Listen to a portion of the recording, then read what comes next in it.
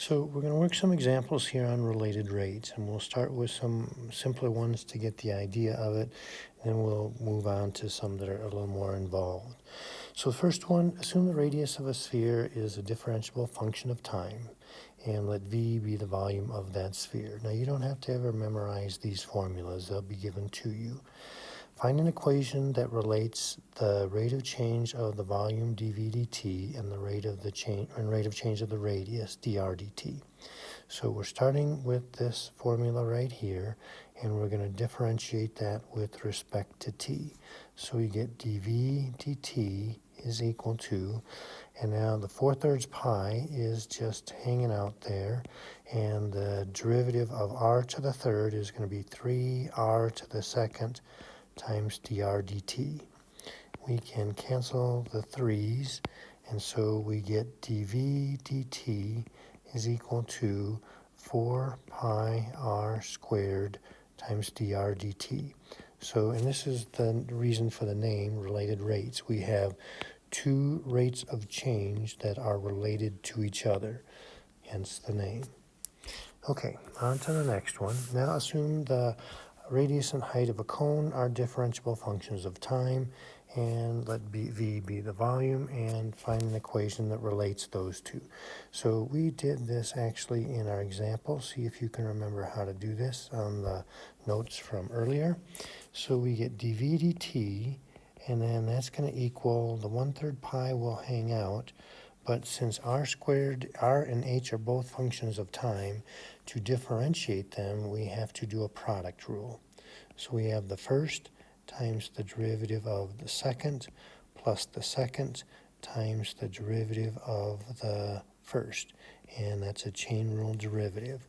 So dV dt is going to be, however you want to call this, maybe pi over 3r squared dh dt, plus that's going to be 2 pi over 3r times dr dt, something to that effect.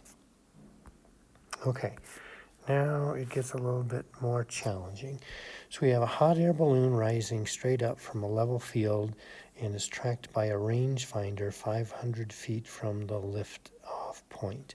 At the moment, the rangefinder's elevation angle is pi over 4. The angle is increasing at the rate of 0.14 radians per minute. How fast is the balloon rising at that moment? Now we need to make sure we understand all the information that's given here. So we have a hot air balloon. Well, I'm going to draw mine more like this, and that is rising straight up, clearly not in Wyoming, where the wind would make it go something other than straight up. And we are going to be measuring the angle theta of that balloon as it rises. And our instrument that measures this angle sitting over here is 500 feet away from the balloon. So we are interested in what's the rate at which the angle is increasing. Now that we are saying is d theta dt. That's what we're looking for. Now this will be changing with time, but at the moment we freeze time, the d theta dt, or actually, hold on, that's not what we're trying to find. We know the d theta dt is 0.14. We're going to call this the height of the balloon, and that's what we're trying to find, is how fast is the balloon rising. So we are looking for dh dt. Now we also know that at the moment in time we are interested in, that theta is pi over 4. Okay, now we cannot plug in that pi over 4 yet, because we want to preserve the fact that theta is changing with time. So we're going to have to differentiate whatever we set up first, and then plug in that pi over 4 as the angle. So we need something that now connects the theta, the 500, and the h, and that would be the trig function tangent.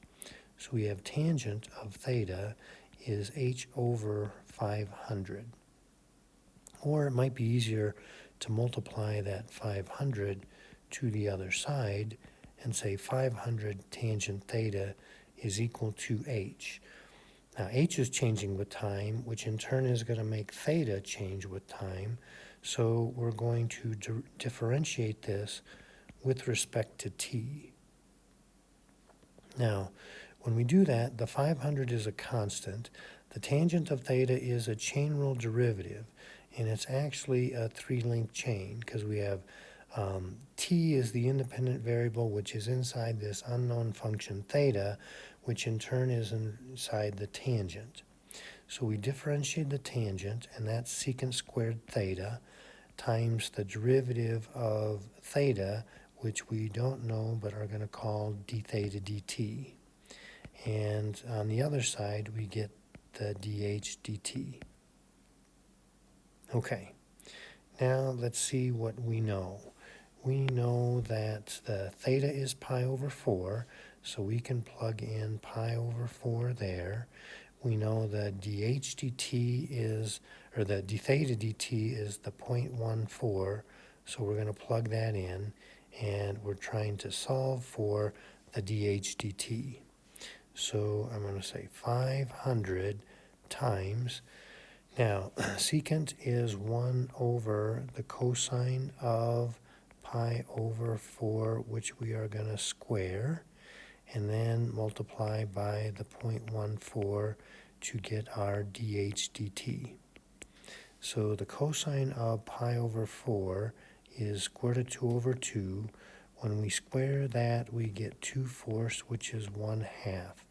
And so we are getting 500 times 1 over 1/2 times the 0.14. So to divide by a half is to multiply by 2. 2 times the 500 is going to be 1,000, and 1,000 times 0.14 is going to move that decimal over 3 places, and we're going to get 140. And our units here, if we have height with respect to time, is going to be feet per minute. Okay, let's look at what else we got to do. So, well, this we already did. So, we're going to look at the car chase problem here. So, now we have a police cruiser is approaching a right-angled intersection from the north and is chasing a speeding car that has turned the corner and is now heading east. So here's our corner. Our police car is coming in this direction, and I think I'll just call that police.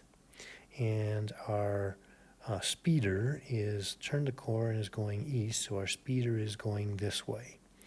The cruiser, when the cruiser is 0.6 miles north of the intersection and the car is 0.8 miles east, the police determine with radar that the distance between them and the car is increasing at 20 miles per hour. So let's see. This is the distance between the two cars, and this is weird notation, but we have dd, the change in distance with respect to time, is 20. We have, let's see, if the cruiser is moving at 60 miles per hour at the instant of measurement, what is the speed of the car? So the speed of the car, let's call this maybe, because it kind of looks like an XY axis, let's call this distance x, and we'll call this distance y. So let's see if we can figure out all the information that we have here. At the moment in time we're interested in, we know that the police car is 0.6 miles north, so the y is going to be 0.6, but that's just at that moment in time. And the x value is going to be 0.8. But again, that's just at a moment in time because the x and y are changing with time. In fact, we know that the dy dt, the rate at which that y value is changing, is the speed of the police car, but actually the speed is, did they tell us, the cruiser is 60 miles per hour, but that's, we need a velocity, since it's coming this way, that's making the y get smaller. So we're going to call the dy dt a negative 60. And we're looking for the dd dt. Do we know how fast the car is going? It doesn't look like that. Okay, so let's see what we know. We have the relationship between our x, y, and d is Pythagorean. So we know that d squared is x squared plus y squared. We know that all of these things are changing with time. So we're going to differentiate that with respect to t. So these are all chain rule derivatives. 2 times d times the derivative of d, which is dd dt. 2 times x times the derivative of x plus 2 times y times the derivative of y. Now, you don't have to, but I would say let's divide through by 2 and make these numbers a little bit easier. Let's see what we know. Do we know what d is? Well, not directly, but we can figure it out. Since at the moment in time we're interested, the y is 0.6 and the x is 0.8, we can solve using Pythagorean theorem and get what the d actually is. So d squared is going to be 0.36 plus 0.64, and since 0.36 plus 0.64 is 1, that means the d is 1. So we have 1 times our dd dt, which is 20, and that's equal to x, which we said was 0.8, times dx dt. Well, that's what we were looking for. I should have said that. dx dt is the speed of the car, and that's what we're trying to find. So I'm going to leave that as dx dt. And the y we said was 0.6, and the dy dt we said was a negative 60. So we've got 20 equals 0.8 dx dt. That's going to be a minus 6 times 6 is 36, and that's going to, the 0 from the 60 will cancel that. We'll move over that decimal from the 0.6, so we can add the 36 to the other side, and then we can divide by 0.8. So that's going to be 56 divided by 8 is 7, and moving that decimal over will make it 70.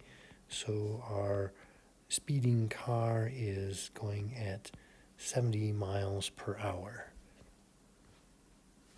Okay, let's look at the next panel, and now things get really interesting.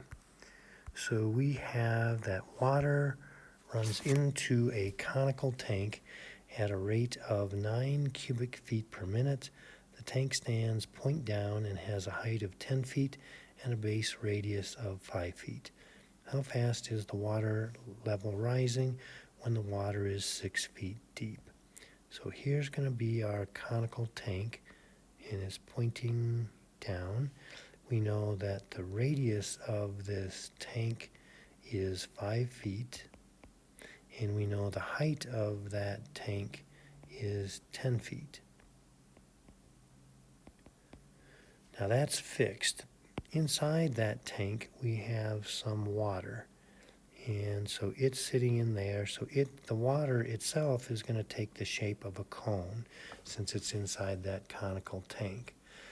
Now we are looking for how fast is the water level rising. So we are looking for a dH dt. Now the water itself is in the shape of a cone, so it has its own R and its own H, and the R and the H of the water are changing with time. The R and the H of the tank are fixed, but they're related to each other, and we'll get to that in a moment. Let's see what else we know. We're looking for the dH dt of the water. We know that we want that when the height is 6 feet. So now we can't plug in the h for the 6 yet because we want to take a derivative first when the h is still changing with time. Now, as it stands, the volume of our tank, the volume of a cone, rather, is 1/3 pi r squared h. You don't have to know that. That will be given to you. Now, if we try to differentiate it right now, the r and the h are two different functions of time, and we'll have to use a product rule, and we'll end up with a dr dt and a dh dt both. We can do this more simply if we recognize that we have some similar triangles here. We have the red triangle of the conical tank and the green triangle of the cone of water that are similar triangles. And in similar triangles, we know that corresponding sides are proportional. So we can say that the 5 of the tank over the 10, the radius over the height of the tank, is going to be equal to the r and the h of the cone of water, where the r and the h are changing with time. So we can cross multiply and get 5h is 10r. Since we want to eventually find out what is dh dt, we would like to keep the h variable, but if we could trade in the r variable for something in terms of h, if you divide by 10, that's going to be 1/2 h. This will allow us to replace the h in our formula by something with the r, replace the r in the formula with something that has an h, and then that will make our calculus much easier because we'll have only one variable on that right side. So this is commonly done in related rates problems. So I'm going to replace the r by 1/2 h. We'll square that, which is now going to make it 1/3 pi times, that'll be 1/4 h squared times h. So if we clean this up a little bit, the 1/4 times the 1/3 is 1/12. We can write that just as the constant pi over 12 times h to the 3rd. Now this will make our life way easier, because now when we differentiate this with respect to t, we don't have to use a product rule at all. We'll just get dv dt is going to be the 3 will multiply and cancel with the pi over 12, making it pi over 4 h to the 2nd times dh dt. Now we can plug in what we know. So let's see. Oh, I forgot to mention, let me come back. Because the water's running into the tank at 9 cubic feet per minute, that is a dv dt, and that's going to be a positive 9 because it's adding to the volume that's coming in. So we can say that 9 is equal to pi over 4 times the h, which was 6 squared, times the dh dt that we're trying to find. So that's going to be, let me just say 9 is going to be pi over 4 times 36 times the dh dt. So we can cancel the 4 with the 36, and then if we divide that 9 pi over, we're going to get 1 over pi for our dh dt, and our units there will be in feet per minute. So the height of that water level in the tank is decreasing at 1 over pi feet per minute. I'm sorry, increasing at 1 over pi feet per minute. Very good.